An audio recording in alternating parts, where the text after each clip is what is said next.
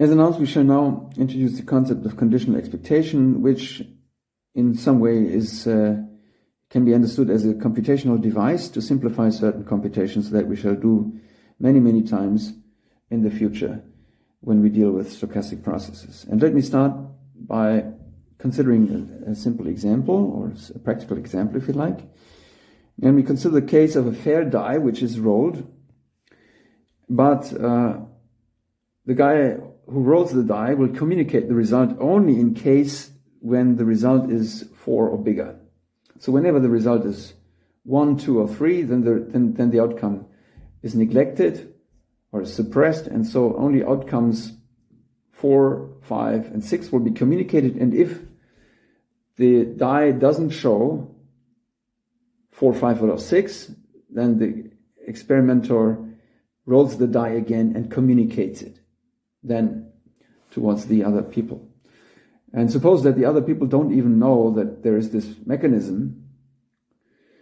They could probably nevertheless ask, what's the expectation of this? So or we could ask, what's the actual collection of outcomes of this experiment, and what would be, if you bet on the outcome of this experiment, what would be the expected value of this? Okay, obviously this process produces outputs only 4, 5, and 6.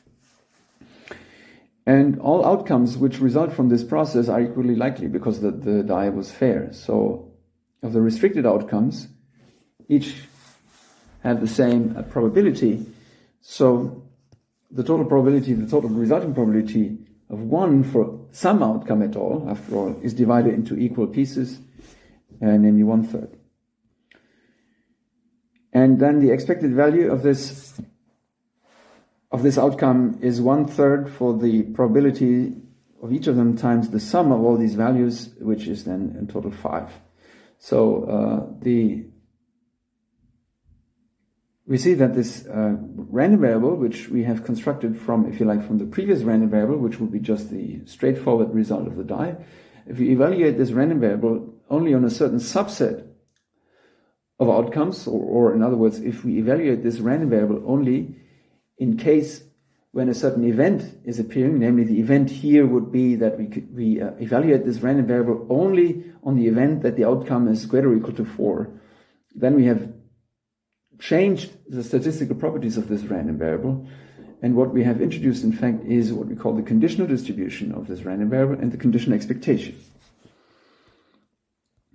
And this is the basis for the following, or this would be the interpretation behind the following concept. So if you give me yourself a random variable x on the probability space omega fp, and if you consider some event from the set of events which has positive probability, then we define as the conditional probability of that quantity, we define it to be the expected value of x multiplied with the indicator function of that event, which means that you evaluate this integral only on this subset which is described by E, and you divide the whole thing by the total probability of E. This is what we call the conditional expectation of this random variable given the event E. And if you think about this example that we did before, we did exactly this. We computed the mean value, the weighted mean value of all the outcomes of x when restricted to the outcomes that fit to the event, that are generated by realizations of a random experiment, which lie in the event. The event here is the event that the outcome is at least 4. And then we take the average value of this, weighted according to the probability, and then we divide by the total probability of this event. Okay, that's the conditional expectation of a random variable x given the event E. Sometimes we also write that this, or we can also interpret this as a full integral, and we can write this is the expectation with respect to a new probability measure on the same set of events f, the same sigma algebra, but where the new probability measure is the conditional probability measure induced from the event E. So this PE is then another probability measure which maps every event F from the sigma algebra into a number from 0 to 1. So by introducing this conditioning event E, we have changed the probability under which we want to consider the whole measurable space. So we make a little step from the conditional probability or conditional expectation of a random variable, which is conditioned to a single event. We make a step now towards the situation when we decompose the probability space into disjoint events, and we want to represent the random variable x now through its conditional expectations that we can evaluate on each of these individual subevents. So assume we have a random variable on some probability space, and suppose we have a disjoint full decomposition of my probability space, of a probability space omega, into finitely many events which have which are mutually disjoint and which all have strictly positive probability. Then I consider the sequence of all these different conditional expectations of this random variable, and I can convert this whole thing into a new random variable of simple type if I replace the random variable x on each of the sub-events ei with the corresponding conditional expectation value.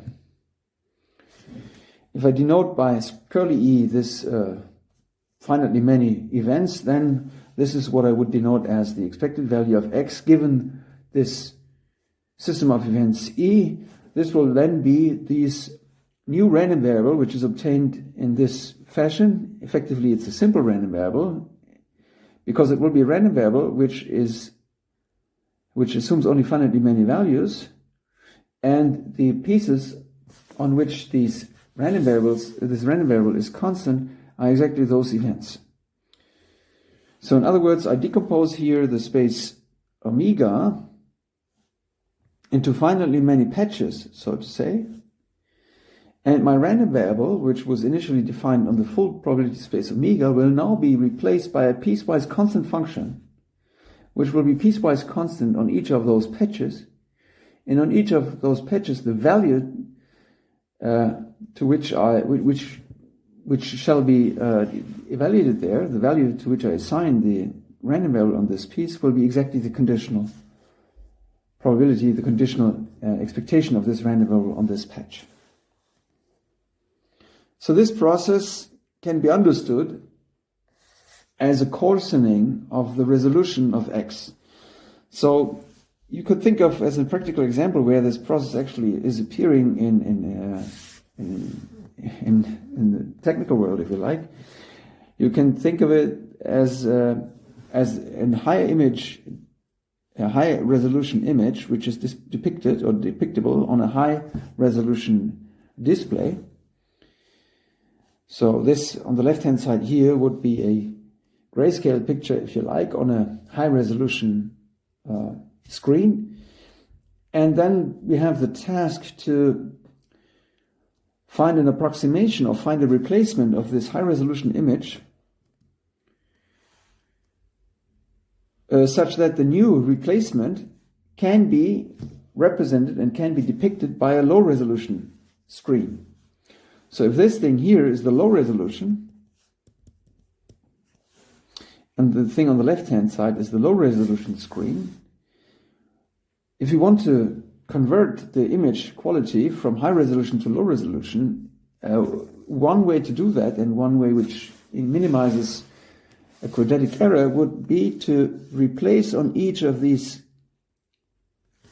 pixel domains of the low resolution screen the high resolution image by the corresponding average value, which you take over this corresponding sub patch. So what you do in fact is that you replace this grayscale function, which associates to every fine resolution picture, you replace this x by a new coarse-grained function x bar, which captures as much as information from the previous high-resolution image, but which is still fully representable and fully depictable through the low-resolution screen. And the procedure how you do it is you replace the old function x by a function which is piecewise constant, where the constant on each patch is given by the mean value of the original x function on the corresponding patch. And what we do here with this definition of the conditional expectation, as we shall say, of the random variable x to the system of sets script E is exactly this coarse-graining procedure. We replace the function or the random variable x by a random variable x bar, if you like. That would be the x bar random variable. We replace the function x by x bar, and x bar is a piecewise constant function where on each of the patches EI we replace the function x by its corresponding mean value on that patch, where the mean value has to be normalized in order to account for the size of the patch. So that's what we have to understood by a conditional expectation. A conditional expectation of a random variable is the replacement of the initial random variable by another random variable which is piecewise constant, in a way, piecewise constant on this system of sets to which it is adaptive. Okay, and here comes now the full-blown mathematical definition of what we shall understand as the conditional expectation of a random variable with respect to a sub-sigma field, sub-sigma algebra. Here comes the next definition, and this next definition will generalize the conditional expectation that we have just defined as this piecewise constant function, but now to the case when the set system to which we want to compute the conditional expectation is no longer just a finite system of sets, but a full sigma algebra. Here we go.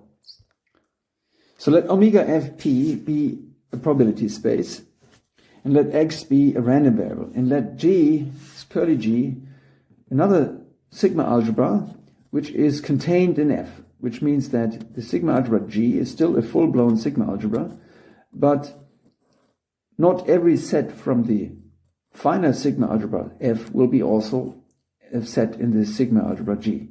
So if we think of F being the set of events which we want to basically deal with, we can think of a certain subclass of events that will be those of interest only to us. So we may restrict the class of events to a subset of events to which we want to restrict all our considerations.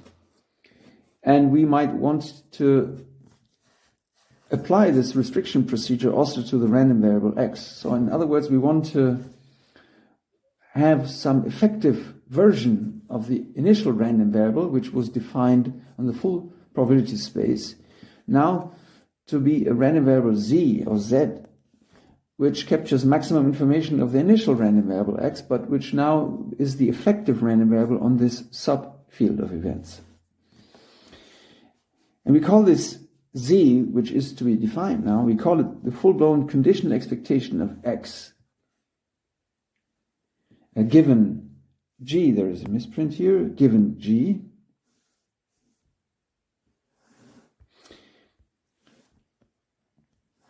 if the following is true. First, this coarse-grained or this effective random variable z is g measurable. This is another way of saying that z is piecewise constant on subsets of g. It's not quite the same thing, but it's as close as you can get. If we say that a function is g measurable, it means that the pre-images of z are elements of g, which means that all events that the random variable z can produce will be events of this subclass g.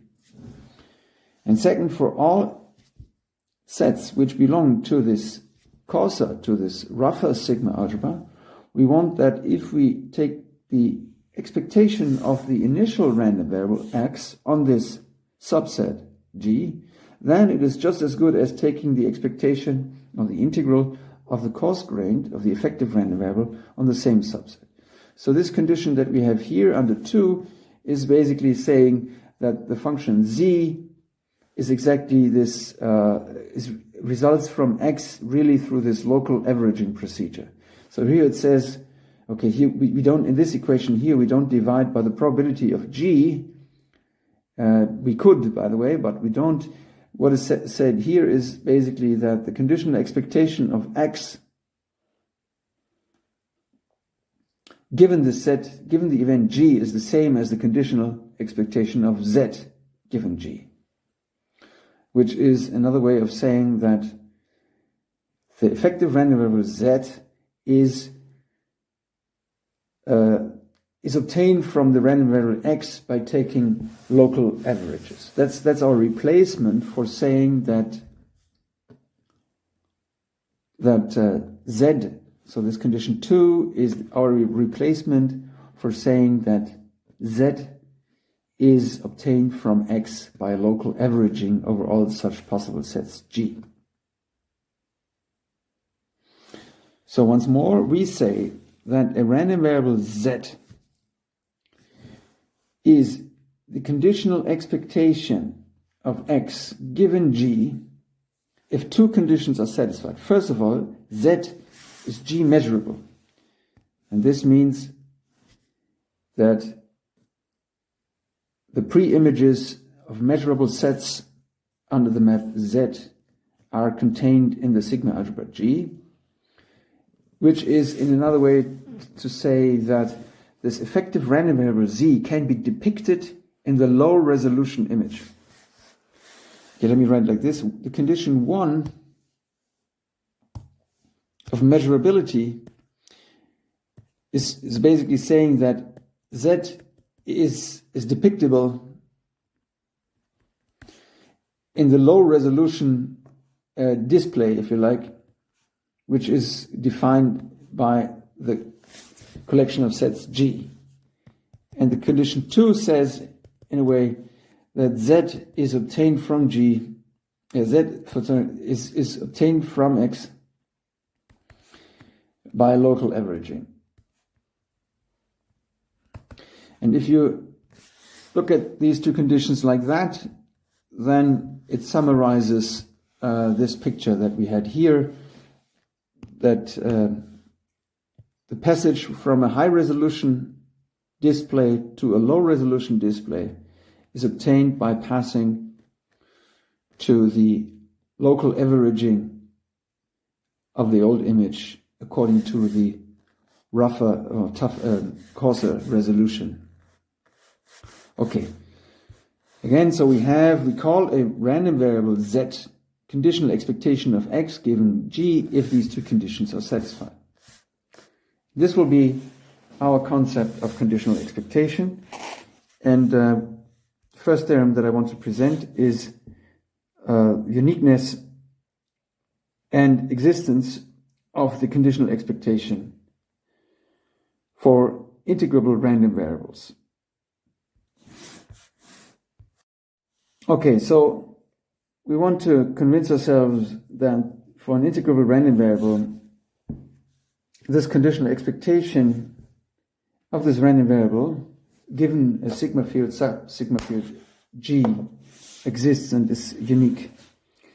Okay, first we discuss the uniqueness. Suppose you have two such candidates for an effective version of X adapted to this coarser sigma field G.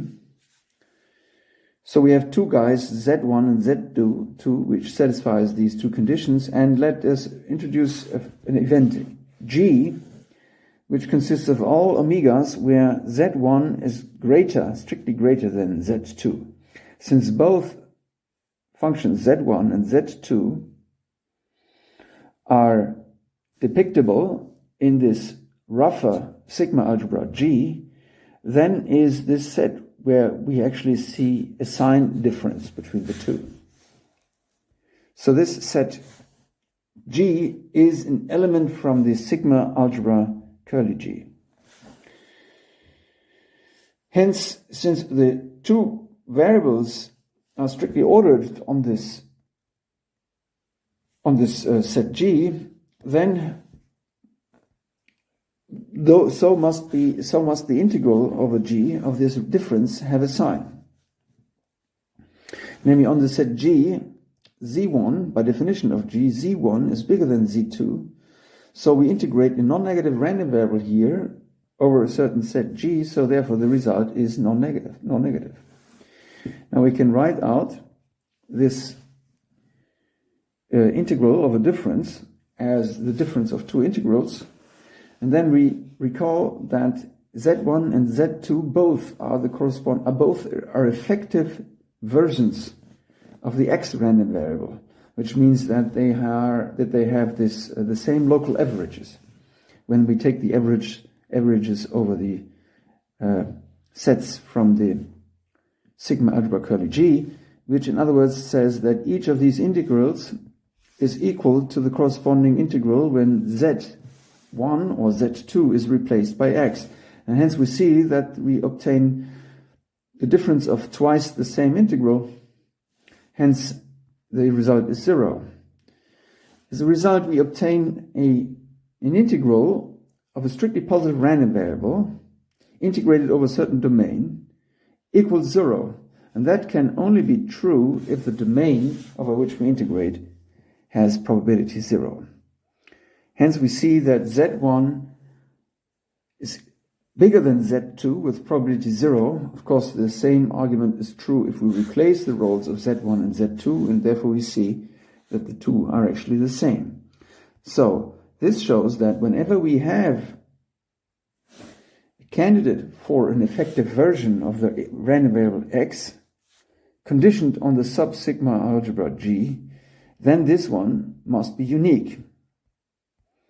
This is in perfect alignment with our idea that the effective grayscale picture, which we obtain by passing from a high-resolution display to a low-resolution display, that this effective picture that we get on the right-hand side is unique.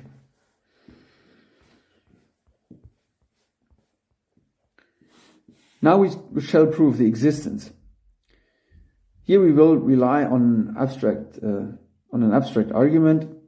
For instance, we could use the Hilbert projection theorem. Namely, assume for a moment that x is not only integrable but also has finite second moment, which means that it is square integrable. So assume for a moment that x, the initial random variable, is so that it has finite second order expectation. Then x is in this Hilbert space, which we can consider, which is the Hilbert space of all square integrable functions on this probability space. It's a classical result from measure theory or functional analysis that this is in fact a Hilbert space. So it's a linear vector space which is endowed with an inner product, namely the L2 inner product as the inner product here, and with this inner product this space is complete, so therefore it's a Hilbert space. And then if we introduce gamma, which is the corresponding Hilbert space of square integrable functions, but now the square integrable functions which are adapted, which are measurable with respect to the sigma field G script G, then this is also a Hilbert space, and it is in fact a Hilbert space which is embedded, which is a closed subspace of the Hilbert space H. So in a way you could think of that this is our full Hilbert space of square integral functions, and as a closed subspace we have this space gamma, and so whenever we have an element x, then there is a unique orthogonal projection of this element x towards the space gamma, and this will be our z. So here we have an element x from the Hilbert space H, and therefore we can think of the orthogonal projection of this x element onto this closed subspace, linear subspace. And this is our candidate for this z, for this effective function. This orthogonal projection is exactly the picture in the picture analogy. This z orthogonal projection is exactly the object that we can choose, which is still depictable in the low resolution image, in the low resolution display, but which has a minimal quadratic difference, minimal mean quadratic difference towards the initial picture. This is exactly our orthogonal projection procedure. Among all functions, or among all pictures which are depictable in the low resolution image, this is this space here. Gamma is the space of all the pictures which can be shown by the low resolution display. And among all those pictures, possible pictures with a low resolution, we look for that one which is at minimal distance and mean quadratic distance towards the initial picture. And the guy who does that, who fulfills this, there's a unique guy who will satisfy this minimal condition requirement, and that is exactly this orthogonal projection. So hence we have an element in gamma, which means that it is a square integrable function which is measurable with respect to the G filtration, with the G correction, with the G sigma field. And so therefore this Z is already, by construction, a candidate because it satisfies the measurability condition. So it is an image, Z is an image which by construction is depictable by the low resolution display. Finally, the difference between x and z, the difference between initial and projection point, will be orthogonal to the space on which we project. Hence, for all elements, for all sets in the collection of sets curly G, we can write the indicator of this set. This is then a square integrable function, and it is adapted to the sigma field curly G because the pre-image set of this indicator functions trivially belong to the sigma field curly G. So therefore this one G, so this characteristic function, is an element from our gamma space, and therefore we have orthogonality with respect to the L2 inner product. Now, if we write out this L2 inner product, by definition, it says that the product of this function times this function, when we integrate, is a 0. But this integral against an indicator function is, of course, nothing but the integral over the set G as alone, and then we can write this 0 in a different fashion because we just multiply and decompose the integral of a difference into a difference of integrals and add the whole thing on the other side, one of the two factors, and we get this condition. So in fact we see that this orthogonal projection guy, Z, is the conditional expectation of X given the sub-sigma field curly G, at least when the initial random variable for which we want to construct the effective version is square integrable. If we now happen to have a random variable x which is not square integrable, then we can just approximate this random variable simply by a sequence of random variables which are square integrable. And then by some dominated convergence arguments and stuff like this, we will see that this corresponding sequence of effective images will converge to the effective image of the initial random variable. Okay, so this was a sketch of the proof of the existence of this conditional expectation. The proof was complete, and not only a sketch, in case when the random variable, the initial random variable x, was square integrable, and we gave a sketch how to proceed in the construction of such an effective version when x is not square integrable.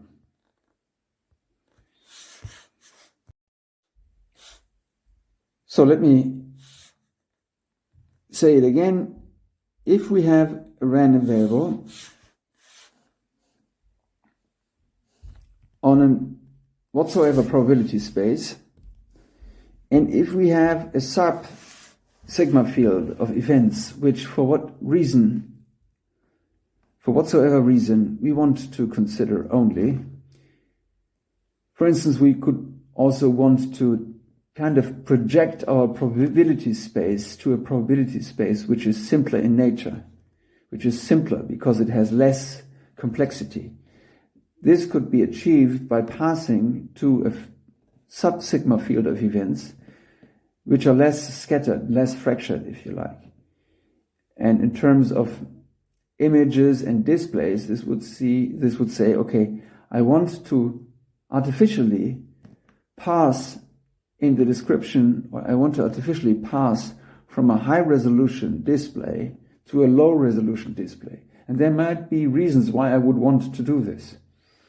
Okay, so if I want to pass to a low resolution display, if you like, and here display means the collection of events which I want to describe, then in probability theory I describe this through the restriction of my initial set of events to a subset of events, which, in order to keep the axioms, should still then be a sigma field. And then I can ask myself, what's the right projection of the initial complex random variable to a simpler random variable, which fits to this rougher description of all the different events that might occur. And this rougher description, or this rougher version of this random variable, is then called the conditional expectation of x given g. And it is uniquely defined by two requirements. Namely, the first requirement is that this effective version, or the projected version, is measurable with respect to this sub-sigma field g. This is meant to say that this new effective version z can be depicted in my low resolution display. And the second condition says that the local averages of the effective version, when I take averages over patches which belong to the low resolution, then this local average over such patches of the effective version should be the same as the local average of the initial random variable if I take the average over the same patch. These two conditions determine, as we had just shown, uniquely up to probability zero events, or probability zero exceptional sets, determine uniquely this coarse-grained or effective version that we will call conditional expectation of x given g. And we have seen that this effective version exists when x is integrable.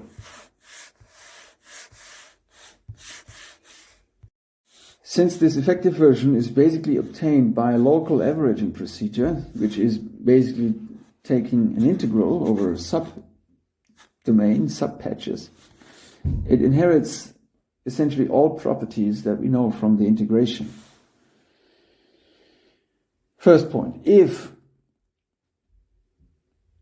the sigma field that we want to describe, the coarse-grained sigma field, curly G, is in fact the sigma field which is generated by a finite collection of events which decompose in a disjoint fashion the probability space omega.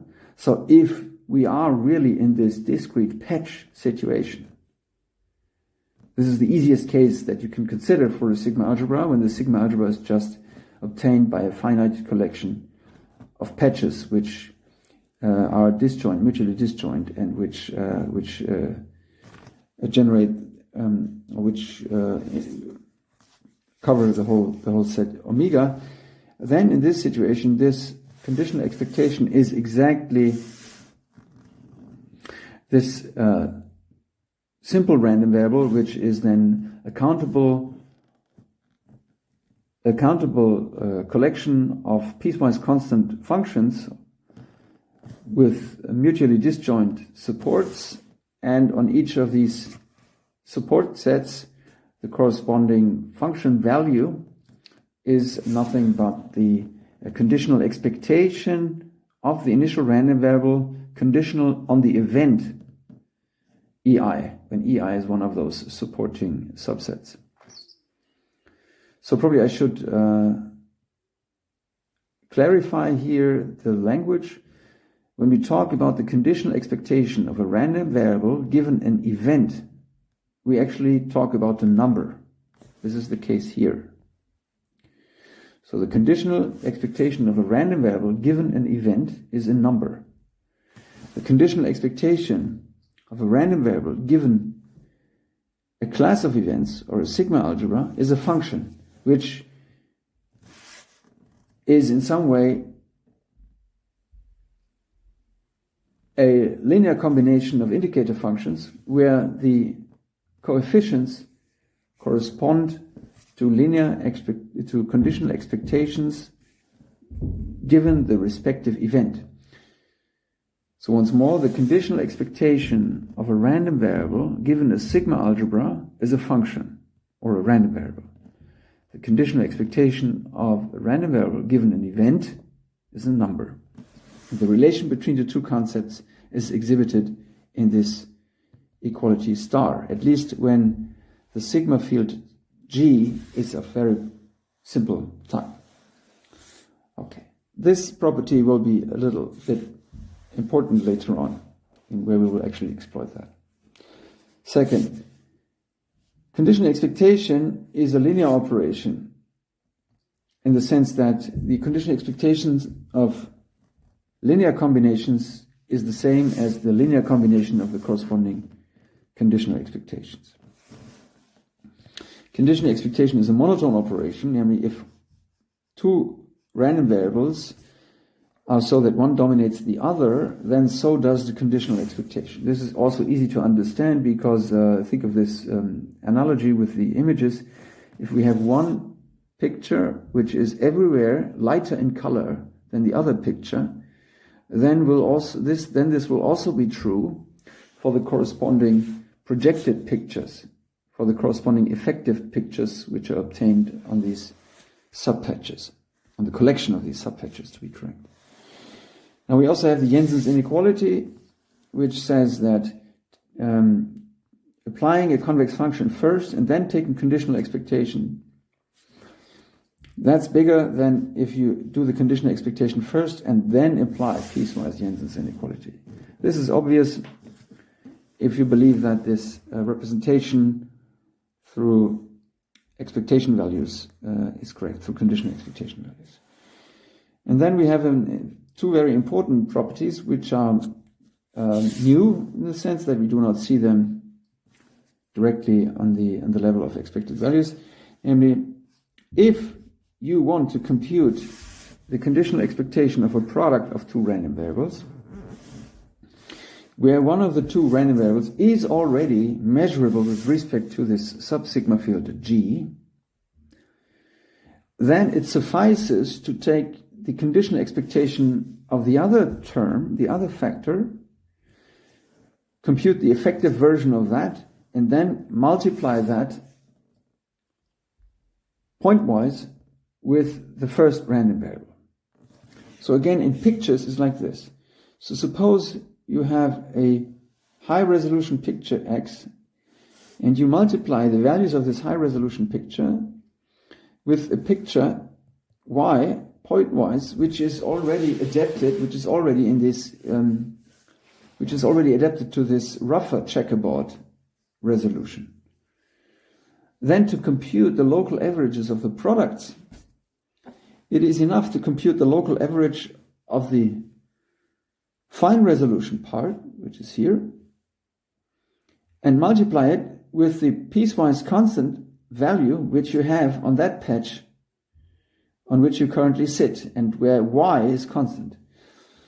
So y being g measurable here in this intuitive picture means that, as let me say it again, y is piecewise constant. Y is already piecewise constant on these patches of the low resolution display. And if you want to compute the effective picture of a piecewise constant function, a piecewise constant picture multiplied with a high resolution display, you can first compute the piecewise constant representation of the high resolution display and then multiply it with the piecewise constant values on the corresponding patches of the second factor, which was already piecewise constant. So in formulas, it's again, if you want to compute the conditional expectation of a product of two random variables and one is already g measurable, then this is the same as taking the g measurable part to the front of the conditional expectation. And the final thing is what is sometimes called the towel property, is if you want to compute the conditional expectation to a very low resolution image, then you can do that in a stepwise procedure. Namely, first you project it down to a medium resolution image, and then in the final step you project it down to the really low resolution image.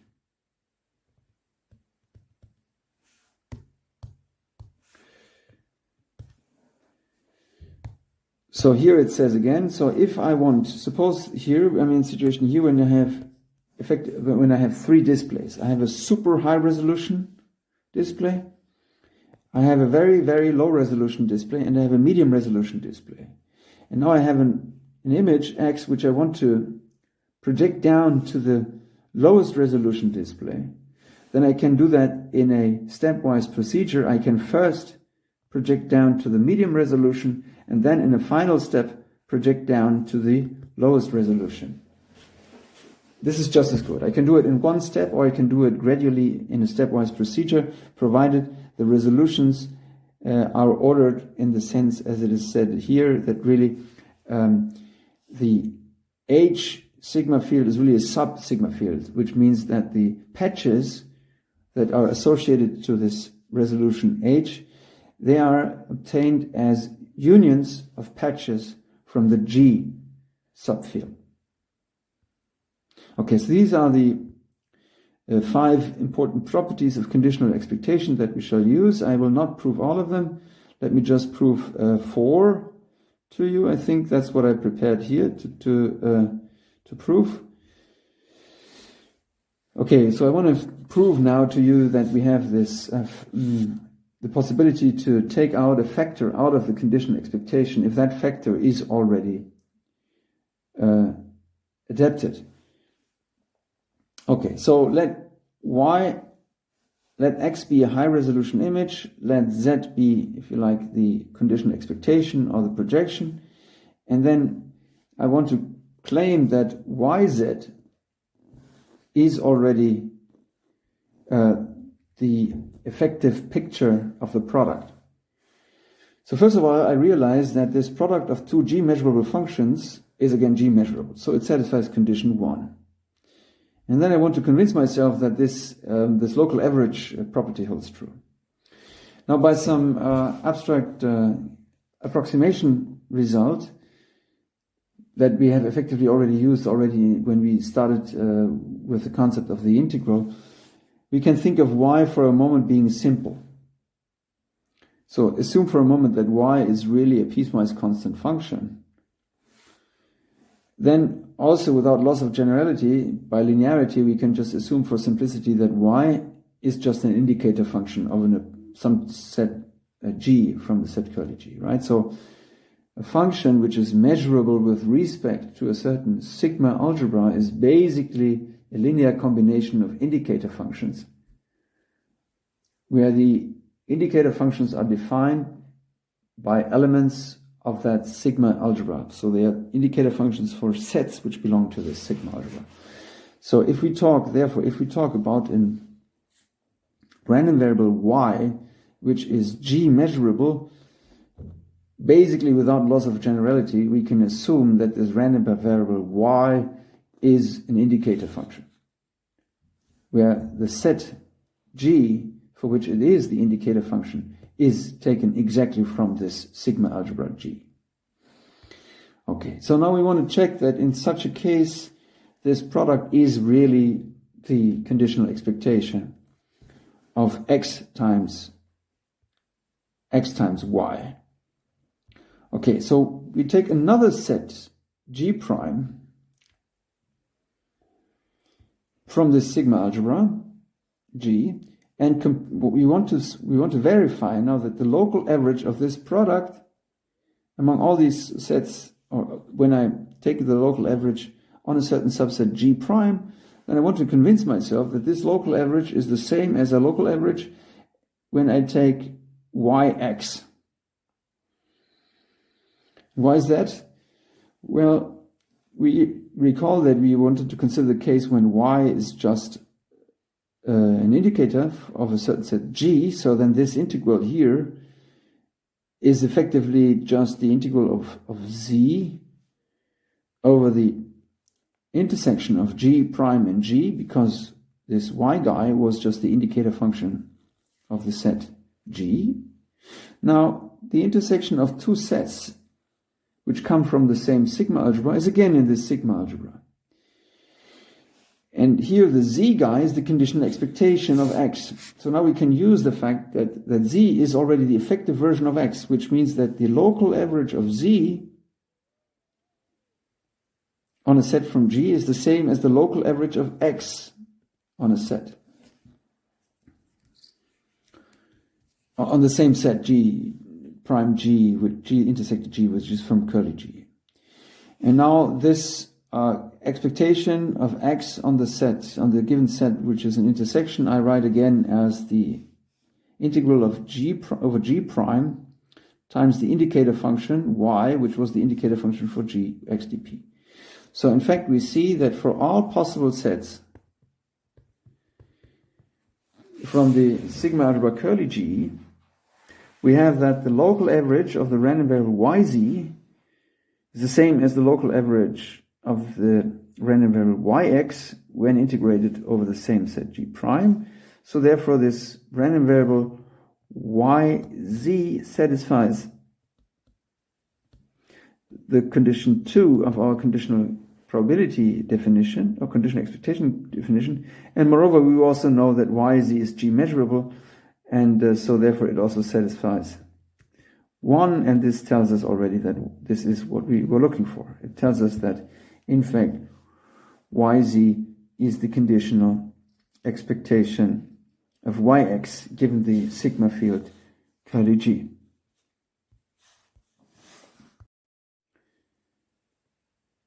We want to point out one other connection, which is a consequence of the situation of the construction of the conditional expectation that we have done so far, namely in the situation 0 above, which means that this sigma field G is in fact the sigma algebra generated by this finite collection of sets E, where E is this collection of sets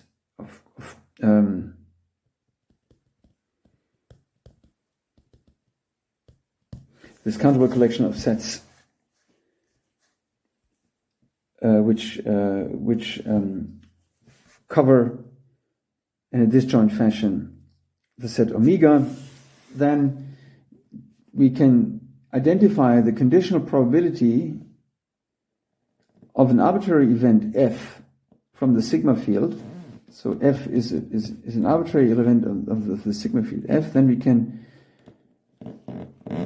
read off the conditional probability in the Bayes sense of the event f given the event ei by evaluating the conditional probability of the indicator function of the event f, the conditional expectation correction of the indicator function of the event, of the indicator function associated to the event f, given the sigma field sigma ei, and evaluate this on the patch ei. That's correct if the probability of ei is strictly positive. So by definition of the conditional expectation of a random variable on a sigma field, which here in this case is the sigma field which is generated by this disjoint system of sets,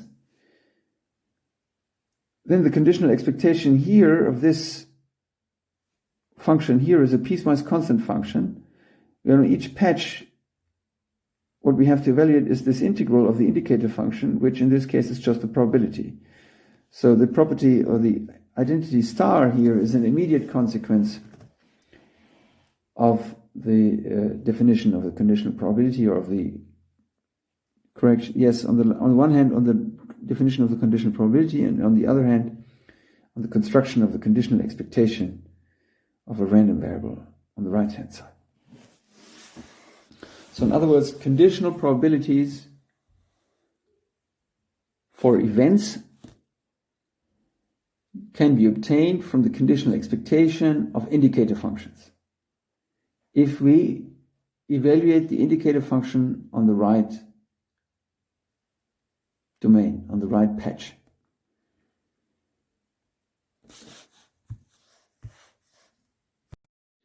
We want to now to make a step towards application of this conditional expectation in the analysis of stochastic processes. And to this aim, it is very important and helpful to consider certain sigma subalgebras which are generated by observations of stochastic processes only at a certain collection of time points, for instance. And here we make use of the following construction. So suppose you have a whatsoever probability space and you have a random variable which maps into a state space. Then you can consider all the pre-images of measurable states under this random variable. This will be a collection of events because the random variable x is supposed to be measurable. But typically it will be really a sub-collection of events which is really strictly less than this full sigma algebra. And therefore we can also in particular talk about the sigma field which is generated by this collection of events. And this is then what we shall call the sigma algebra generated by this random variable x. So the idea here is that if you have a probability space and you have a random variable, then you can observe the randomness which is described through this probability space omega fp. You could observe it probably only through the lens of x. And so this puts a restriction to the resolution to which you can decompose the initial probability space omega.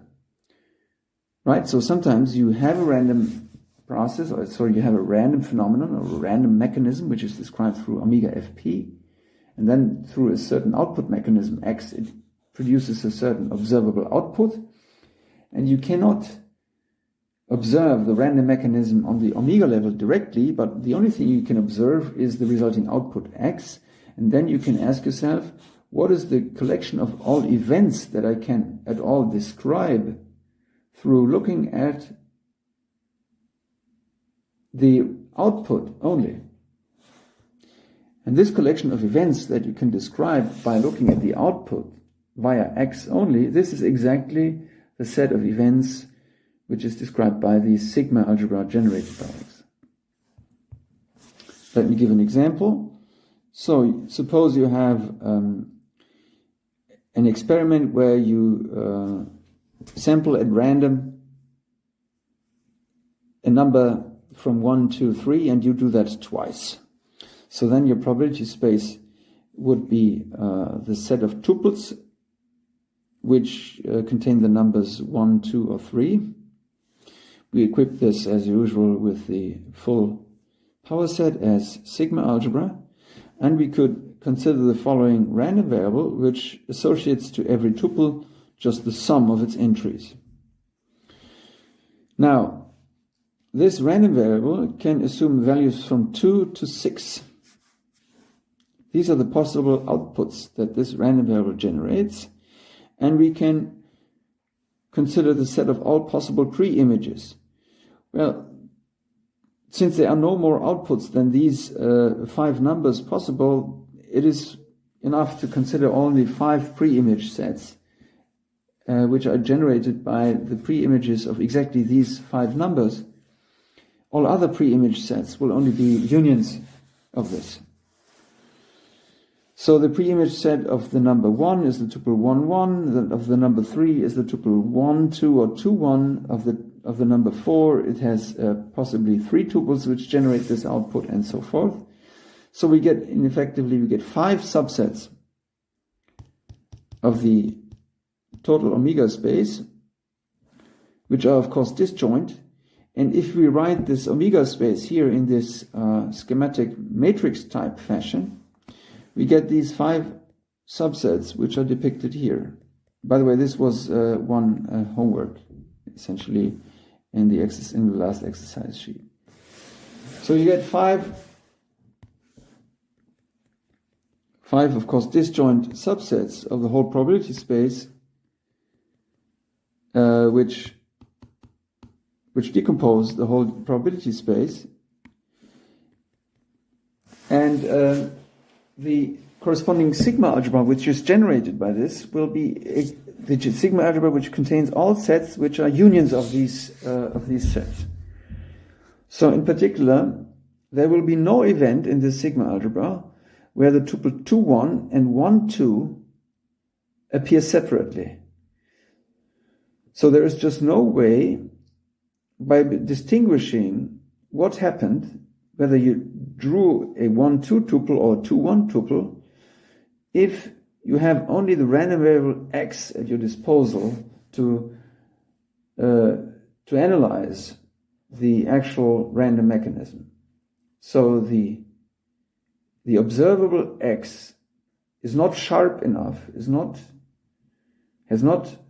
a resolution high enough that would ever allow you to make a distinction between the tuple 1, 2 and 2, 1. And therefore, the set of events that you can describe by looking at the random variable x alone will never have any kind of bet which treats 1, 2 differently than 2, 1, and so forth.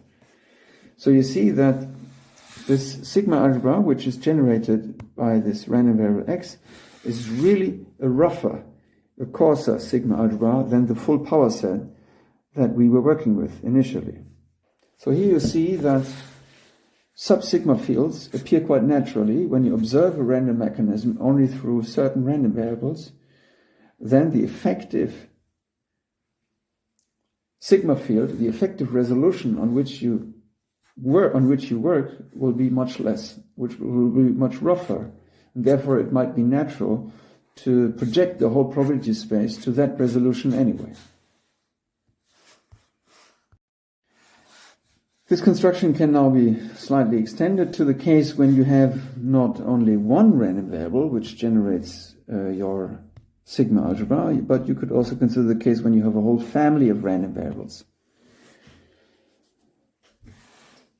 So, for instance, or in many cases, you have a certain random mechanism and you can consider several output variables on the same mechanism. And of course, if you look at these several output observables effectively at the same time, you can say more about what happened on the underlying probability level, on the underlying probability space level.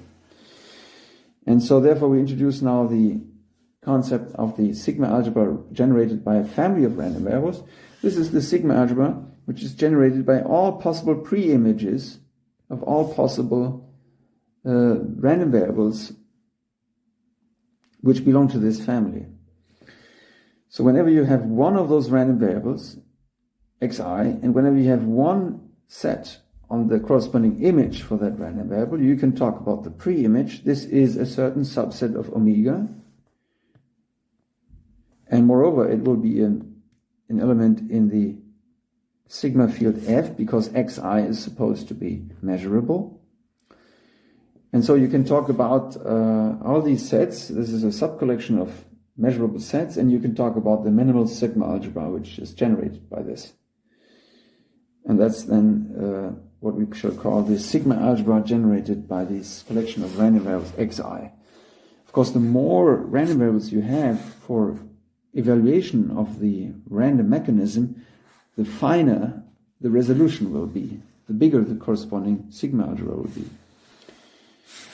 And the interpretation of this sigma field is that this constitutes the event that can be defined and analyzed in terms of observations of all these random variables xi simultaneously. Let's give an example. So I consider now the example of a threefold coin toss. So I toss a coin 3 times. So my natural probability space to describe this is the set of sequences of length 3, of digital sequences of length 3, equipped with the full power set as sigma field. And I could consider the following 2 random variables, which are x1 and x2, and which project just to the value of the first and second entry of that variable. And then what's the collection of all the, what's the sigma field generated by these two random variables?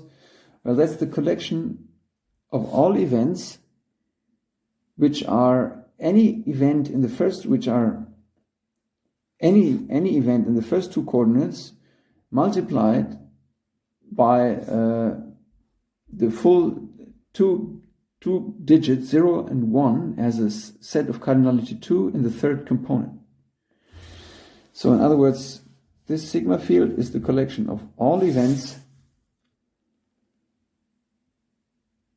which do not distinguish in the third variable, in the third coordinate. In other words, whenever you have a triple which is in one of those sets, then necessarily the same triple with the last digit changed must also be in this set. So the sigma field, sigma of x1 and x2, will be exactly the collection of sets which has this property, that if a sequence is in this set, then also the same sequence, but just with the last digit changed, will also be in the set. So we can say that a set E is in the sigma field x1, x2, if and only if the following is true, that if omega, which is an omega 1, omega 2, and an omega 3, is in this set E, then this is equivalent to saying that the corresponding omega 1, omega 2, and omega bar 3 is also in E, where omega bar 3 is just 1 minus omega 3 absolute value or something. So what I mean is just the opposite.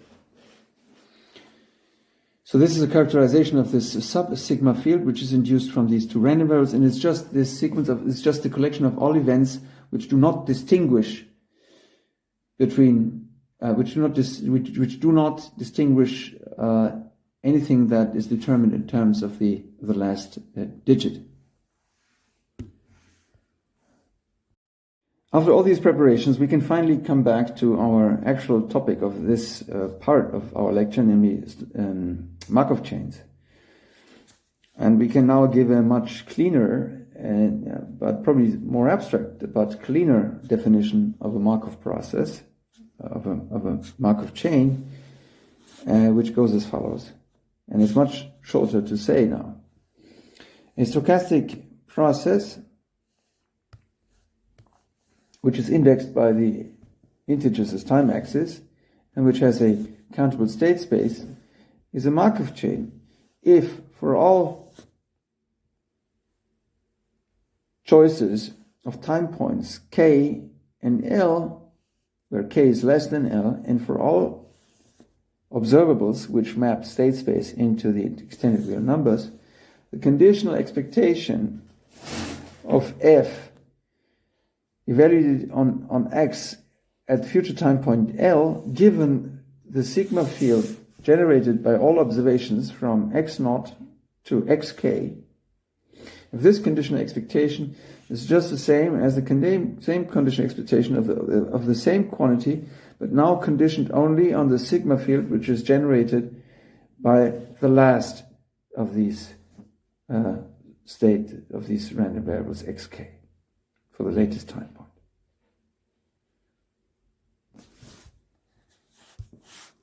So in other words, we say that the Markov process is characterized by the fact that the conditional expectation of random variables involving the Markov process onto the sigma algebra, which is generated by the whole sequence of observations, is just the same as the conditional expectation of those quantities conditioned only on the latest of all those observations. And in this formulation, it's a clean and very simple to formulate property, which is the statement of this proposition, is an equivalent characterization of the Markov property, or the property that the process has no memory.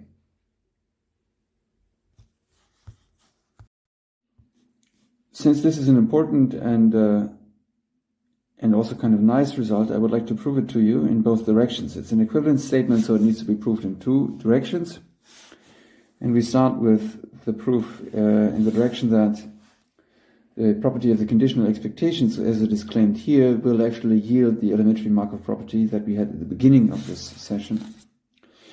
And I want to prove this to you first in the special case when this sequence of observations to which we want to condition on is given by a chain or a sequence of single state observations, which means that I have a collection of states, single states, and I've made a collection of observations, namely that x0 is an s0, x1 is an s1, and so forth until xk is an sk, and I want to compute the probability that at time point L, which lies in the future from k, as viewed from moment of time k, that at this time the process is in position S. And in order to recover the elementary Markov property, I need to convince myself that this is actually the same as the probability for the same thing to happen, provided I assume only that at the latest of these time points I have made the observation sk. Now I use, in order to connect to the conditional expectation of functions, I use the statement that I made, or that I emphasized at the end of this sequence of conditions, properties of the conditional expectation, following Jensen's inequality, that namely if E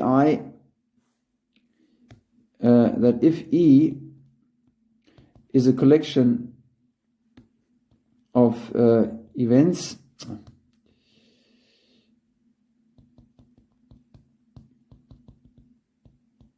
which decompose the whole space in a disjoint fashion into these sub-events EI,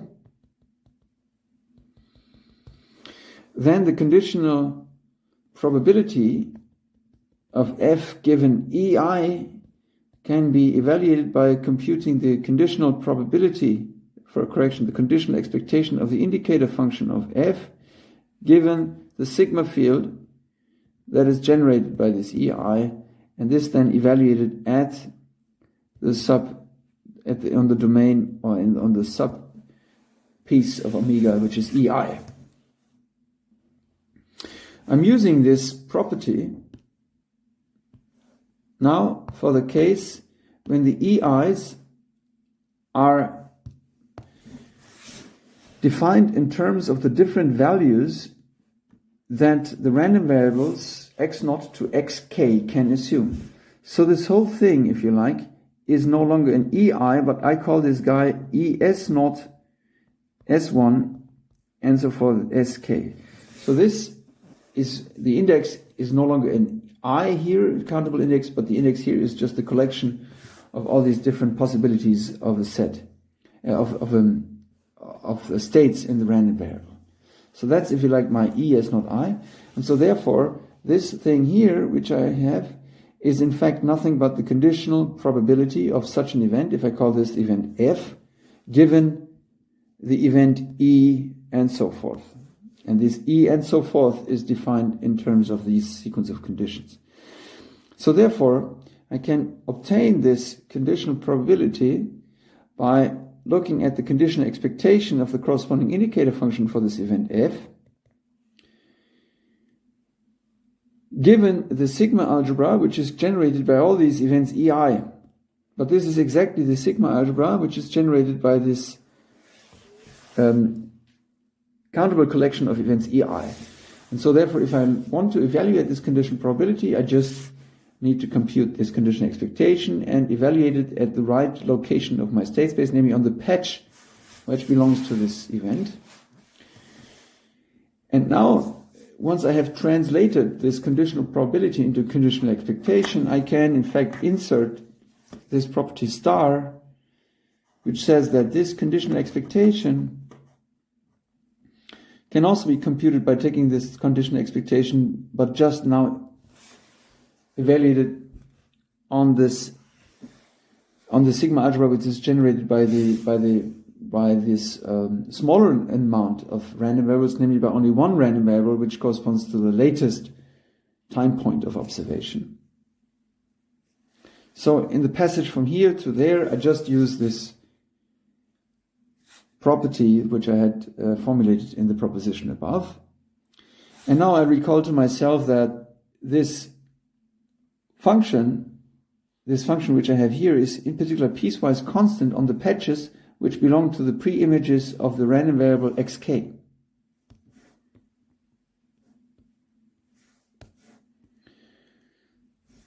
So this conditional probability is piecewise constant on the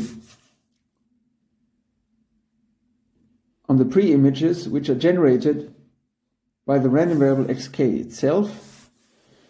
And here I'm evaluating this piecewise constant function on a subset of such a patch.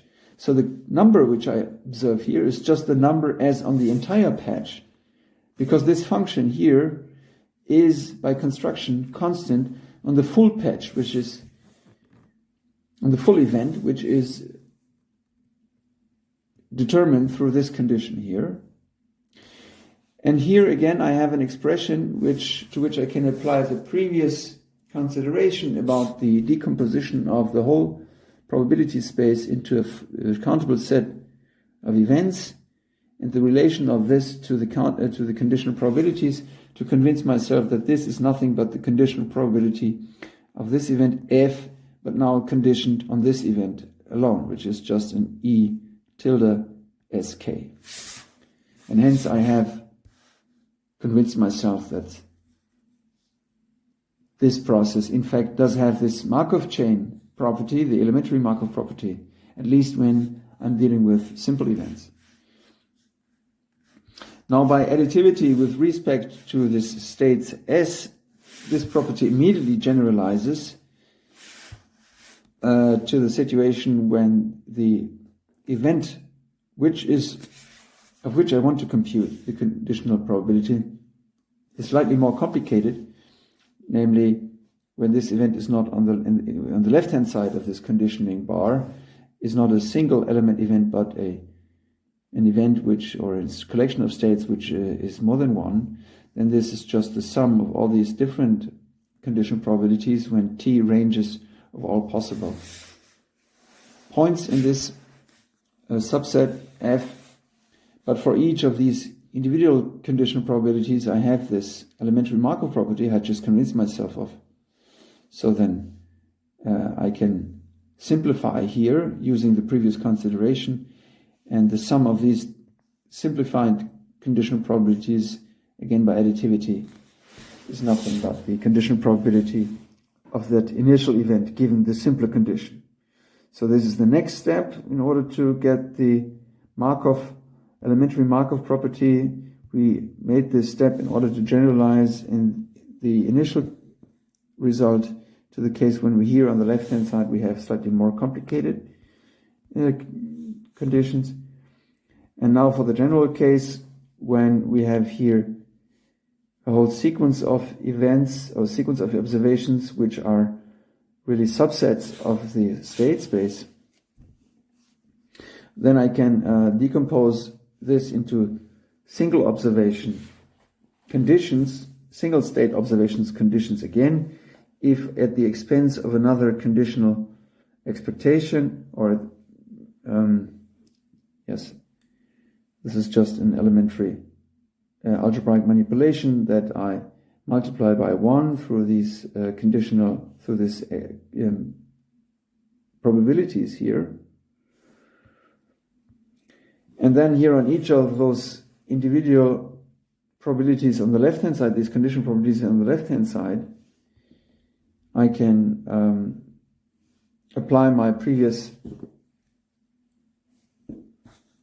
consideration to convince myself that this is a simplified, can be expressed as a simplified conditional expectation. And now you will see that in this decomposition on the right hand side, I take a decomposition with respect to all possible states which lie in these Cartesian product of these m different test sets which belong to the time points 0 to k minus 1. And the important thing about fixing the last variable here is that this summation here, after I did the reduction to the simpler conditional expectation, this summation is done with respect to a summation index which does not appear here inside the conditional probability, such that I can take this conditional probability as a constant factor in front of the sum.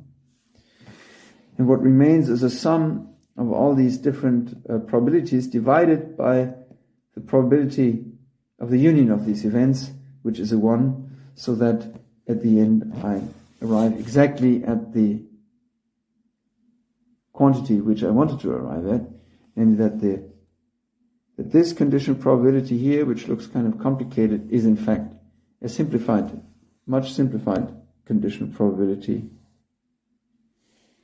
Namely, this is nothing but the probability of xl being in f conditioned on the single state observation at time point m, at this time point it is in state s. Okay, so this was the full proof for the fact that the simplification for conditional expectations, as it was claimed in the proposition here. So the proposition deals with the possibility to simplify conditional expectations given certain sigma fields. And we have just proved that this property entails or implies the Markov property in its elementary form, which was our starting point for the theory of Markov chains. Now I want to show the converse, namely that this possibility to reduce the condition in the computation of conditional probabilities, which is characteristic of the Markov chain, class, that this allows me also this reduction in the computation of conditional expectations. Now, the conditional expectations deal with all kinds of functions of these random variables xl, but I already said many times that a measurable function is more or less an indicator function of a measurable set. So let us assume, or let us consider for simplicity the case when the function f that we're dealing with is in fact just a indicator function of a set, then we want to prove that this rather complicated conditional expectation, which is computed with respect to a relatively fine and complex sigma algebra, can also be computed by a conditional expectation given a much coarser sigma algebra, which is just generated by the random variable xm. Okay, so this sigma algebra, which is generated by x0 until xm, is a sigma algebra which is generated by a countable collection of disjoint sets, and so therefore this conditional expectation is a piecewise constant function which is piecewise constant on the corresponding sub-events of omega, which correspond to the different values that the random variables x0 to xm can assume. Let us just pick one of such a sequence of possible values s0 to sm, which are arbitrary states in the state space. Then we know that this conditional expectation evaluated on this patch of state space, on this patch of probability space omega, is nothing but the conditional expectation of this event, which is encoded here on the left hand side, given the event that these random variables assume the corresponding values. This is again our relation between conditional expectation, conditional probabilities for the case that the sigma algebra is generated by a countable collection of sets which decompose omega. Now, having arrived here, we can insert the Markov property in its elementary form, which tells us that this complicated conditional expectation can be computed also in a simpler fashion with a simpler conditional expectation. This is now just inserting this Markov property, and then we do the same trick, but now in inverse direction, that namely the conditional probability of certain events is the same as the conditional expectation of the indicator of that event, given the sigma field, which is generated by this other disjoint decomposition of the probability space, which is induced by looking at the random variable xm alone, which then needs to be evaluated on this set.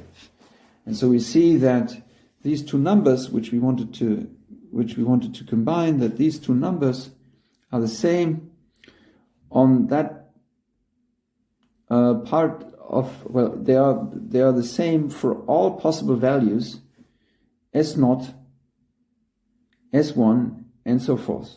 So in fact, as a side result, we obtain that this conditional expectation here is not only constant on this very fine resolution, but it's also piecewise constant on this much rougher resolution. But in particular, the claimed equality is true, that the conditional expectation of 1f, xl, and so forth, given all this long list of random variables, is the same as the simplified conditional expectation, given only the latest of these random variables. Okay, so this shows that the elementary Markov chain property implies also the possibility to compute conditional expectations in this reduced form. I promise that with this calculation we are now in the position to prove some of the identities that we have shown in the last session, now in a very concise way. And one corollary, first corollary is this: if we want to compute for a Markov chain the expectation, the conditional expectation of an observable at a future time point, given the full sigma algebra of the observations generated by the observations of the Markov process up to time point m, then this has a very simple expression, namely it's just the L minus nth fold matrix power of the transition matrix P applied to the vector F, which is the function on the state space, evaluated at the position which corresponds to the latest observation of the Markov chain. And we can write this thing equivalently also as the expectation of a new Markov chain that we start at time 0 at position xm, and we let that run for L minus m units of time, and take the expectation of this when inserted into the observable f. So here we have already, again, this game that instead of computing a Markov chain with a certain time lag between latest observation and future time point, we can equivalently compute the same quantity if we just insert the latest observation as a fresh starting point for a new Markov chain, which is started at this latest point of observation. We reset the time in order to have this time lag of L minus m time points until we actually evaluate. We evaluate this by use of this observable function f, and then take the expectation. And here I'm writing a twiggle in top of the expectation operation and of the x process, because this, for instance, can be done by using this canonical Markov process on path space to construct it and to evaluate it. But most of the time we shall make use of this representation here. So why is this so? We can prove this now in a few lines, I hope, and probably in a more transparent fashion. So we want to compute this conditional expectation.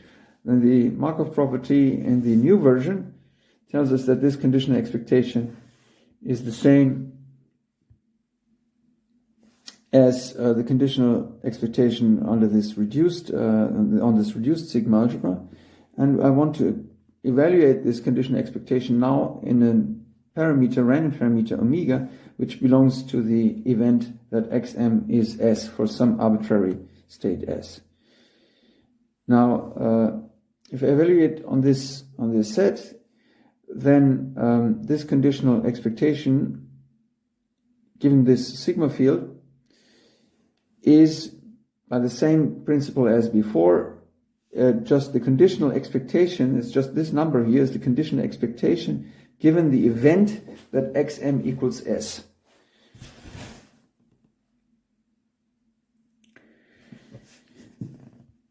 And this now can be dealt with in the way that we did it last time. So this, of course, now is a conditional probability, so I can compute this conditional probability, this is a conditional expectation. I can compute this conditional expectation by summing over all possible values that this random variable can have, and I need to multiply this sum, or I need to take the average value where the corresponding probabilities are used as weight factors, and the weight factors here is the probability of xl being in J conditioned on xm being in S. And this is a quantity which we had already computed. This involves this L minus m fold matrix power evaluated at the tuple Sj. That needs to be summed over Fj, and therefore we obtain this representation. We see that we, in fact, in terms of linear algebra, take the L minus m fold power of the matrix, apply it to the vector f, and evaluate this matrix vector multiplication at the coordinate S.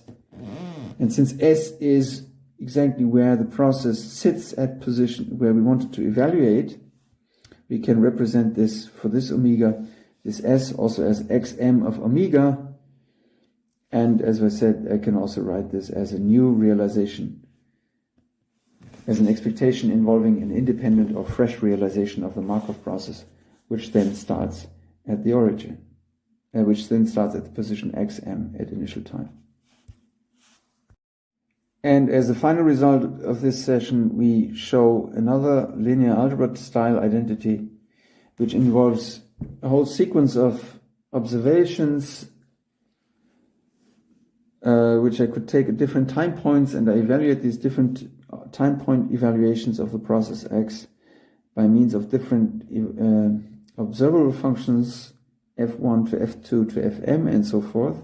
So I have a whole chain of observations for different time points, and these will evaluate it by means of different observables, and I take the product of all this, and then when you take the expectation of this, then I have an analytic formula for this, which involves, again, multiple iterates. Namely, I get this, as we had in the last session, this nested applications of application of the powers of the matrix P to these functions Fm, then this gets multiplied with the function Fn minus 1, and then the next matrix power will be applied to this. So this is this nested sequence of iterated applications of the powers of P. Well, instead of looking at this formula precisely, which is just a repetition of the same structure again and again, let us just consider the special case when I have only 3 of such observations. And then it becomes probably more transparent. So this would then deal with 3 time points S, T, and U. And I have 3 functions F, G, and H on which I want to apply, or into which I want to insert the process at these different time points. And I want to evaluate the expectation of the product of these things. Then when I want to compute the expectation of something by the Tower property, I can first, since expectation is interpreted as, or is the same as taking the conditional expectation to the trivial sigma algebra, which just contains of the empty or the full set, I can do this conditional expectation first by doing an intermediate conditional expectation, namely to the sigma algebra, which is generated by the first 2 time points, or the observations of the first 2 time points. This is just the Tower property.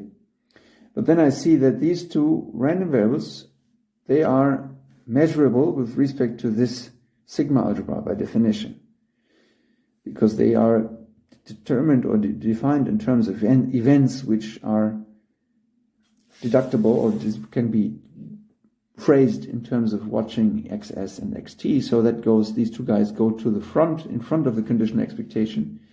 And now I'm having a conditional expectation left, which acts only on the last of these 3 measurements.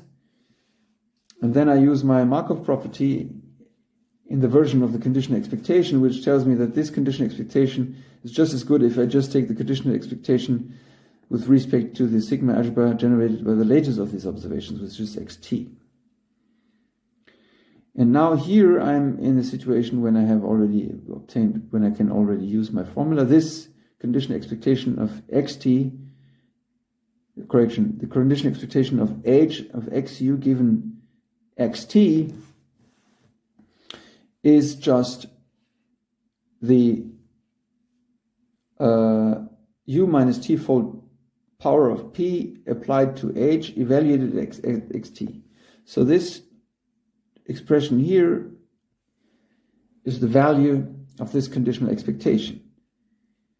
And if I write out what I got after this, I got f of xs, which was there, and then I got g of xt, and then I have as a product now another function of xt, which is this more complicated function of xt. But the whole thing altogether is just a slightly more complicated function, but yet another function of only xt. So therefore, I have reduced the whole problem into the expectation of an observation of the process x, but now only at time points. There's one point missing here.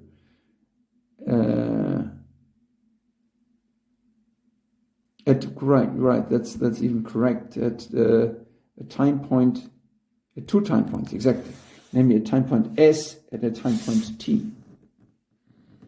So I started out with an expectation which involved the Markov chain evaluated at 3 time points, and now after this first few computations, I have managed to reduce this expectation to be an expectation involving only the evaluation of the Markov chain at 2 time points, at the expense of using an iterative or a power of the matrix, at the expense of having a slightly more complicated observable function.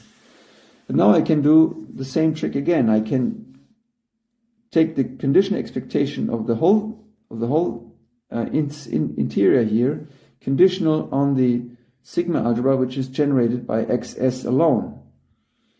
Then again, this factor, which is xs measurable, goes into the front of this conditional expectation, and I'm left with this more complicated function on xt, of which I want to take the conditional expectation, but now given the sigma algebra generated by xs, and by the same consideration as before, this is nothing but the t minus s fold iterate of the matrix P applied to the slightly more complicated function which was in the interior of the expectation and evaluated at xs. And hence I have reduced the whole thing into an expectation of xs which now involves only one time point when I need to evaluate. But this I can again treat in a similar fashion as before. I compute the conditional expectation of the whole expression, but now given the sigma algebra generated by the zeroth, if you like, time point, so the initial position.